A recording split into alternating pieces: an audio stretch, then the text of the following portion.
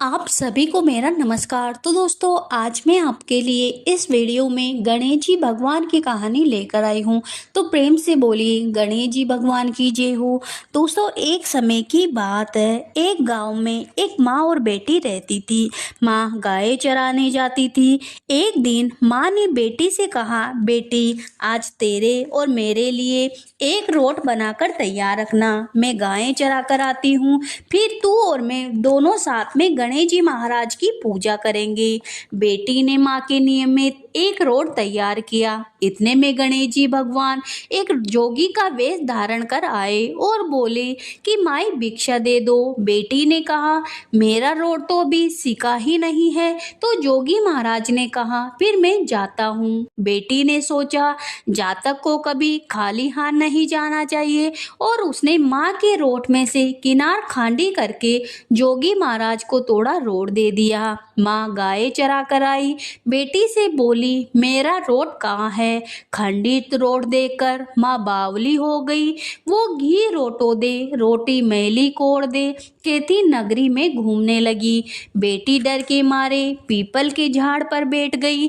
3-4 दिन वहां भूखी प्यासी बैठी रही। गणेश जी महाराज को उस पर दया आ गई। गणेश जी महाराज ने उसके लिए पानी का लोटा और चूरमा भेज दिया।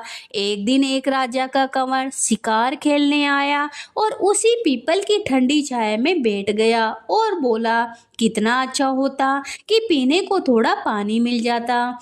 ऐसा सुनते ही लड़की ने थोड़ा पानी डाला। फिर राजा के कंवर ने कहा, मुझे बहुत जोरों की भूख लगी है, कोई खाने को दे दो तो अच्छा होगा। तो लड़की ने ऊपर से चूरमा डाला। कंवर की भूख प्यास मिट गई। वो विचार करने लगा कि यहाँ कोई है। यह सोचकर राजा ने अपने सिपाहियों को पीपल के पेड़ पर खोज करने को भेजा। उन्होंने सब जगह देखा, उन्हें कुछ भी नहीं मिला। तो राजा का कंवर खुद ऊपर चढ़ा और ढूंढा तो वो लड़की मिली। राजकुंवर ने कहा, तुम कौन हो? तब लड़की ने अपनी कहानी सुनाई। राजा के कंवर ने कहा, मैं तेरे साथ शादी करूंगा। तो लड़की बोली, आप तो नगरी के राजा हो, मैं तो गरीब और अनाथ लड़की हूँ, मेरा कोई नहीं है। पर राजा जी तो नहीं माने। गाजे बाजे के साथ उस कन्या से पीपल के पेड़ के नीचे ब्याह कर घर गए। बहुत दिन बीते। एक दिन माँ घूमती घूमती महल के बाहर आ पहुंची और आवाजें देने लगी कि घी रोटे दे, घी रोटो मैली कोड़ दे। बेटी छत पर खड़ी देख रही थी। रानी ने सिपाहियों को भेजकर माँ को बुलाया और एक कमरे में ठहराया, कमरा बंद कर दिया। एक दिन राजा जी ने सारी चाबियां मांगी।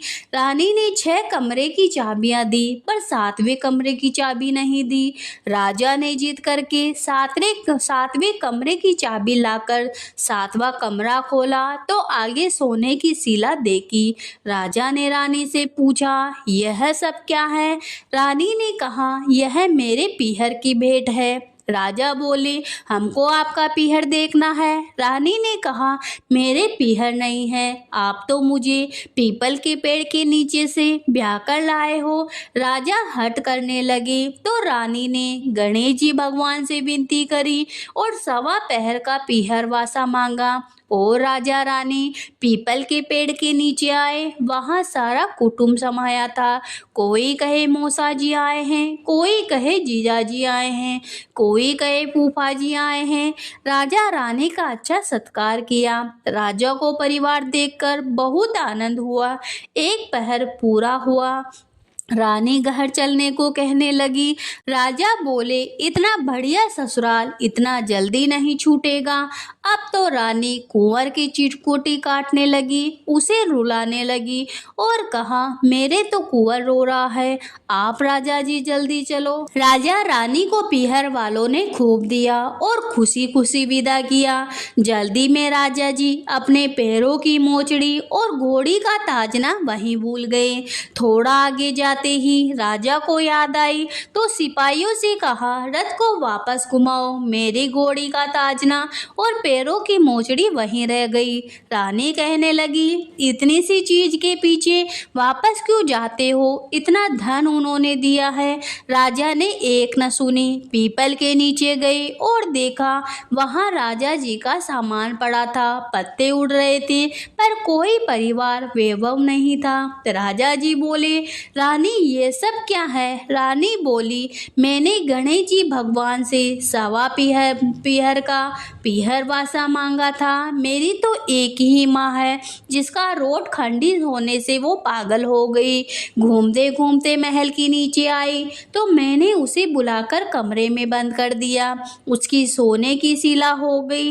इतना सुनते ही राजा ने नगर में ढिंडोरा पिटवाया कि आज से सभी नगरवासी गणेश जी महाराज की पूजा पाठ करेंगे, गणेश जी महाराज का व्रत करेंगे।